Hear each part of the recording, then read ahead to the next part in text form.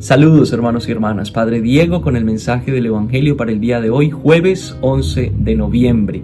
Celebramos hoy en la iglesia la memoria de San Martín de Tours, obispo. No es un santo muy popular, la verdad, pero es uno de los grandes santos franceses, venerado por los franceses, sobre todo por allá en el siglo XIX, como una figura importante de la identidad nacional. No es muy conocido, pero consultando un poquito acerca de este santo me di cuenta de dos cosas importantes. Primero, que es el patrono de la ciudad de Buenos Aires, en Argentina. Entonces, saludos a todos mis hermanos en Buenos Aires y en Argentina en general, hoy en el día de la fiesta de su santo patrono. Y segundo, es el santo patrono de los objetores de conciencia. Interesante.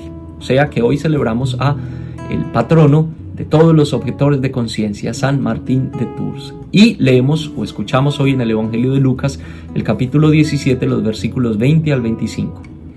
En aquel tiempo los fariseos le preguntaron a Jesús: ¿cuándo llegará el reino de Dios? Jesús les respondió: el reino de Dios no llegará aparatosamente. No se podrá decir está aquí o está allá, porque el reino de Dios ya está entre ustedes. Les dijo entonces a sus discípulos: llegará un tiempo en que ustedes desearán disfrutar siquiera un solo día de la presencia del Hijo del Hombre y no podrán.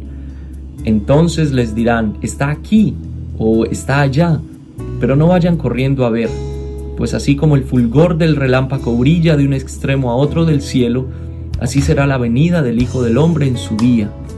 Pero antes tiene que padecer mucho y ser rechazado por los hombres de esta generación. ¿Qué es el reino de Dios? En definitivas cuentas, creo que esa es la pregunta detrás de este pasaje del Evangelio. El reino de Dios, o la pregunta por el reino de Dios, ha sido una pregunta muy importante para nosotros los cristianos desde el inicio, porque recordemos que está en el centro, en el corazón de la predicación de Jesús. Jesús que iba predicando la cercanía, la llegada del reino de Dios, pero además es la instrucción que Jesús le da a sus discípulos cuando los envía a la misión. Les dice: anuncien la llegada del reino de Dios, anuncien que el reino de Dios está cerca. Pero además, digamos que era la gran expectativa del pueblo de Israel en la época de Jesús.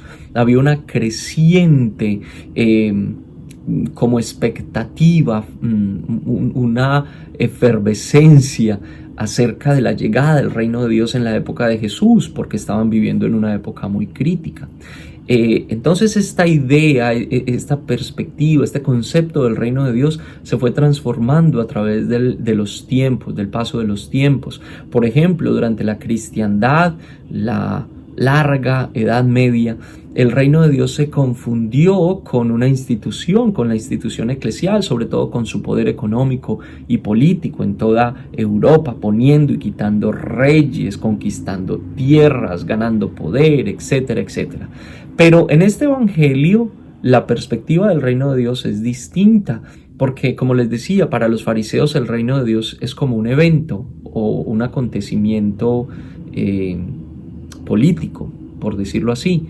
Pero para Jesús el reino de Dios no es una institución, no es un sistema político o económico, ni siquiera es una idea o una teoría.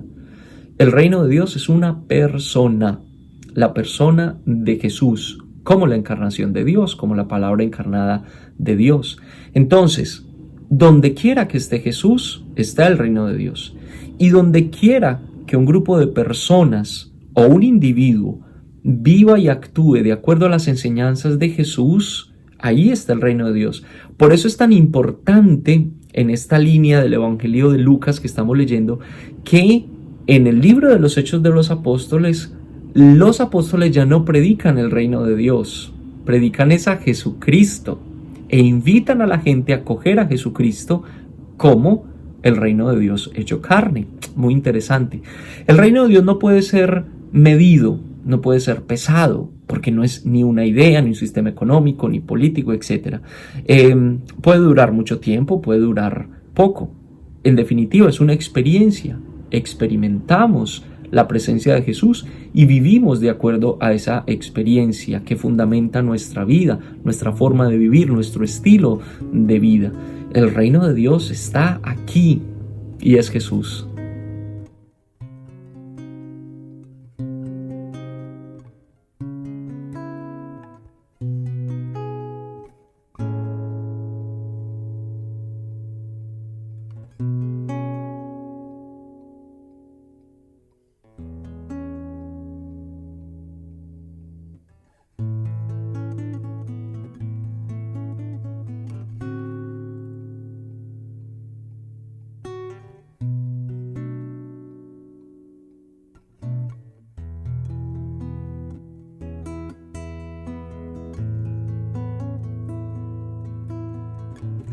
Ayer leíamos en la primera carta a los Corintios, segunda lectura del día de ayer, que San Pablo dice a los Corintios: ustedes son el templo de Dios.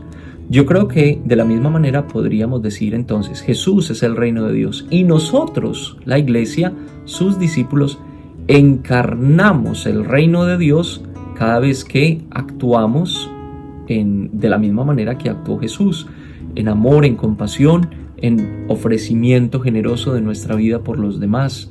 Ahí está el reino. ¿Cómo podemos experimentar el reino hoy, aquí y ahora? Esa es la tarea que tenemos los discípulos de Jesús.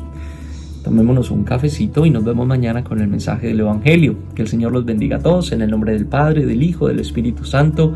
Amén. Salud. Chao, chao.